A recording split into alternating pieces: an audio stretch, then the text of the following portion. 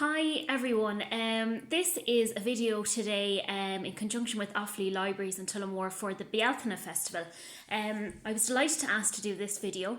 The Bealtaine Festival is all about celebrating creativity in the arts as we age, and I think it's an amazing celebration. I had no idea about it until this. So I was asked to do some kind of beauty and wellness kind of videos. So today I was going to do a short video on, I suppose, wellness and nutrition, which is all out there at the moment, and just some of my top tips for all ages really, but some useful tips to maybe adapt right now, so it's helping you feel better inside and then on the outside, and some choices to be making in terms of our everyday kind of foods. So there's a couple of points that are kind of coming up and have come up with me and other clients over the last few weeks, and I suppose the first thing is that the appetite. Sometimes the appetite can wane at times, especially when the weather changes, it's getting nice and warm. You mightn't have the appetite for the same foods that you normally have. Hopefully you all have been well, but for those of you who maybe have fallen ill or are not feeling the best at the moment, the appetite can wane off as well.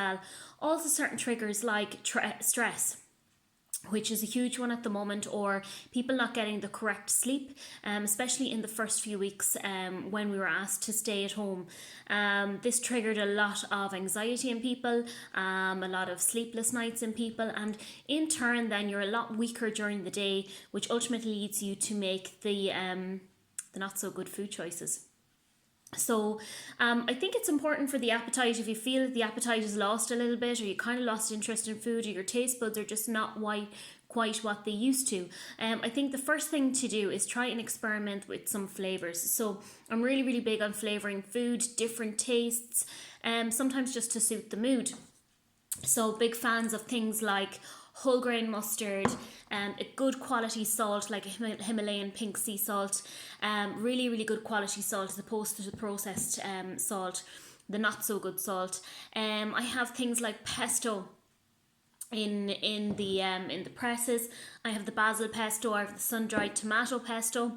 And again, I've just grabbed a couple of things, and these are all kind of like splashes of flavours into your dishes. So I'm talking about 1 teaspoon to 2 teaspoons of the mustard, the pesto, into salads, into main meals, on with your potato, meat and your veg, just to kind of change it up a bit and change your flavours. And you can create a whole different kind of part to your meal by doing this. Flavor is so important. Again, a good quality pepper is really good too. Really handy to incorporate, and that may seem kind of so simple, but you'd be amazed when you're cooking. A lot of people don't add the flavors in, or you may be resorting to things like your stock cubes, just process. So the more wholesome we can get the food and more in its natural state, the better it is for us inside and ultimately on the outside. So that would be the first thing I'd say if the appetites are waning a little bit. Obviously, if you continue to have loss of appetite, there may be other underlying issues there, and of course you might need to address those, but for a lot of people, they just may at this time may have intermittently lost their appetite. So do experiment with flavors. You know, at different stages in life we can have a weaker, what we call digestive fire. So that digestive fire is all those powerful enzymes that we need to break down our food on a day-to-day basis. So in times like this, regardless of your age, it's not uncommon that you may not be digesting your food as well as you used to be. If you're suffering from a lot of stress or anxiety, you may find that ultimately this can, it can manifest in the body for different people in different ways. One of the most common is digestion. So cramps, difficulty with digesting the food, constipation on the other extreme, diarrhea, bloatedness, a lot of wind, just the food sitting in the stomach. And again, this all comes back to, something that I talk about quite a bit, which is mindful eating, which is a whole other conversation. But again, the digestive fire, sometimes if we're on medication, we have a lot of stress, we're not engaging all of those enzymes or the digestive hormones that we need to break down our food. So therefore, at times like this, and especially if you've been ill as well, it's really good to choose meals which are easy to digest or easy on the system. One of the ways that we can improve our digestion at this time is where we start ingesting the food, and that is in the mouth. Very, slowly chewing the giving yourself time to chew the food, slowing down your food. And by doing this, what it does is it starts to activate the salivary amylase in the mouth from the very, very get-go. And what you're starting to do is break down the food and make it easier ultimately when the food hits the stomach to digest the food in the rest of the path along the digestive tract. So you can start straight away by taking your food in a little bit more slowly, chewing your food a lot better, putting down your knife and fork in between meals, and ultimately easing off that pressure on the digestive system if you're not feeling that you're digesting your food as well as you could be. This can be down, as I said, to stress, anxiety, medication that you're on, not getting enough sleep, eating your food too quickly, and just being a little bit out of sorts. So that would be my second tip. And the third thing, which I think we can all fall down in from time to time, is a lack of variety in the diet, really. And this was a big eye-opener for me when I kind of got into this area a few years ago. Always been big on nutrition, always been big on healthy eating, but working for myself, I kind of found that I was kind of having the same breakfast, the same lunch, the same dinner, and I kind of gotten into this routine. And ultimately, if you find you're having the same of any one meal or all three meals every day, ultimately the body is not, you're giving the body the same nutrients, but that may not necessarily mean you're giving the body an equal amount of nutrients and minerals, vitamins that you require. So variety in itself can really, really help with a lot of issues. And for me, I found straight away that this helped with a lot of my digestive issues like bloating, maybe having a sandwich every day for lunch, or a takeaway sandwich every day for lunch, or I would have been having porridge every day for my breakfast, which meant that, come evening time, I used to get a lot of that stodgy feeling in the stomach. You were hungry, but yet you feel, it's just that overload of kind of carb-like foods. Once I started introducing a variety into my diet, I found that ultimately the bloating was reduced. I had a lot more energy. I was feeling a lot more satisfied with my food, and I was really enjoying introducing those new tastes and new foods into my diet every day. So again, working to have maybe 3 breakfasts that you work from, 3 lunches that you work from, 3 dinners that you work from during the week. And then it's nice on a Saturday and Sunday to have something different than your everyday routine to kind of break that up a little bit. So I know for me, you maybe enjoy a cooked breakfast on a Saturday or Sunday. You may take a break from the smoothies or the juices or, porridge. You may have an omelette. There's lots of different things you can encourage there.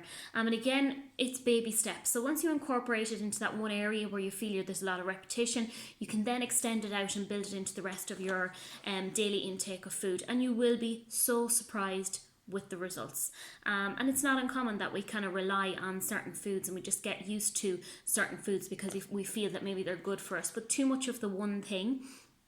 And essentially, this is where I find some people, fall down, is maybe they eat bread an awful lot and then they find, oh God, bread disagrees with me. It may not be the bread itself, but it may be what we call the load factor, the amount of a certain type of food that you're having.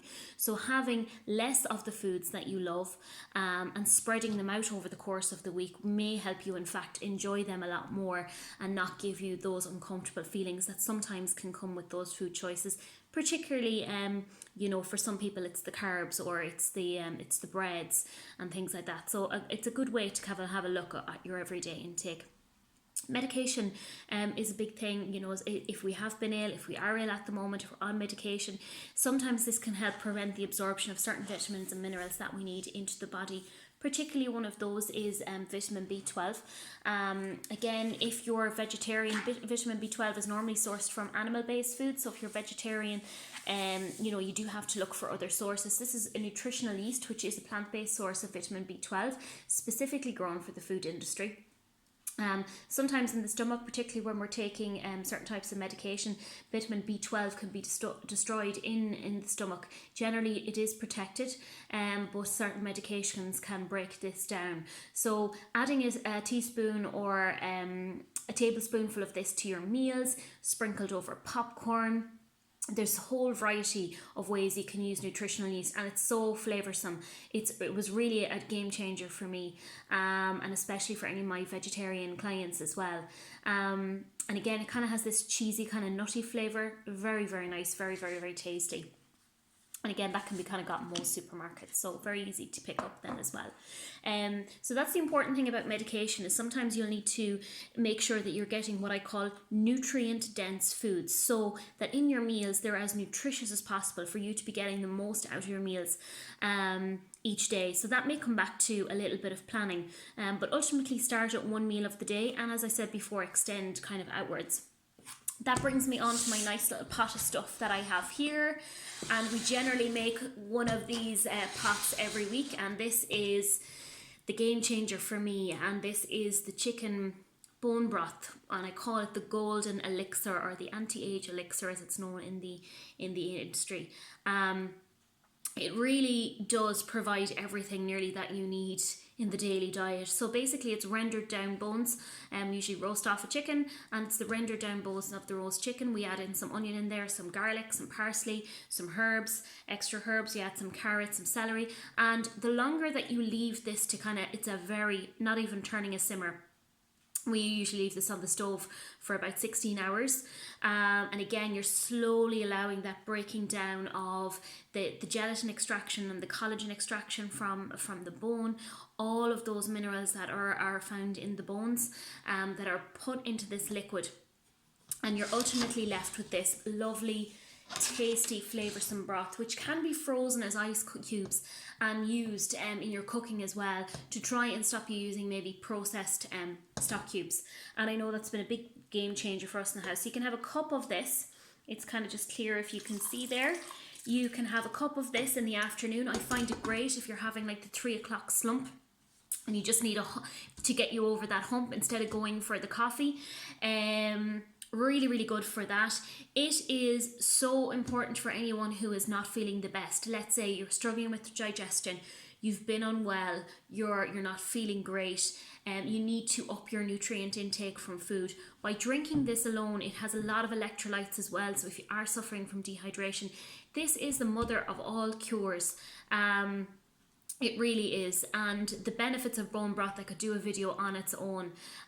Hugely important for your vitamins, your minerals, your electrolytes, your collagen, your general. So good source of amino acids. So particularly if you're not feeling the best, you have a weaker system at the moment, and you're looking to up your vitamin mineral intake.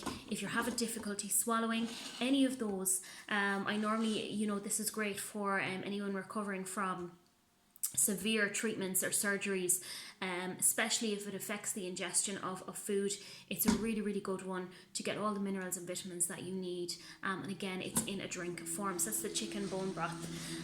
Again, any of you want links to any of these, all are on usually my social media pages, but we'll certainly put up some extra links after this. In terms of the good gut bacteria, again, at the moment, I am big on avoiding as try to cut down. I won't say avoid, because let's face it, we all need a little bit of comfort, but to really look at your sugar intake and to try and reduce the amount of processed sugar in the diet.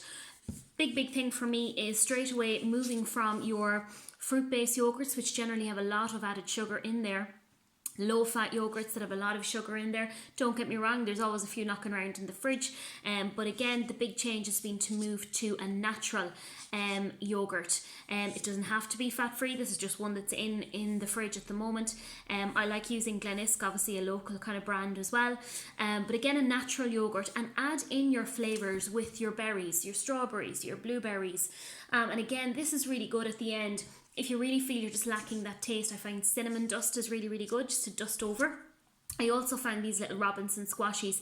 Yes, they are kind of like a chemical, but again, if you just need a dash of something, just a little dash over, it's just enough to give you a lovely flavour. But I would always use your base, especially when it comes to your sweet treats and things like that, to try and look at the amount, and one of them is yogurts. We're huge on yogurts, but again, sometimes these yogurts can have lots of chemicals and processed sugars, or chemical sugars in them as well. So it's a great one to look at your sugar intake and to try and reduce that too.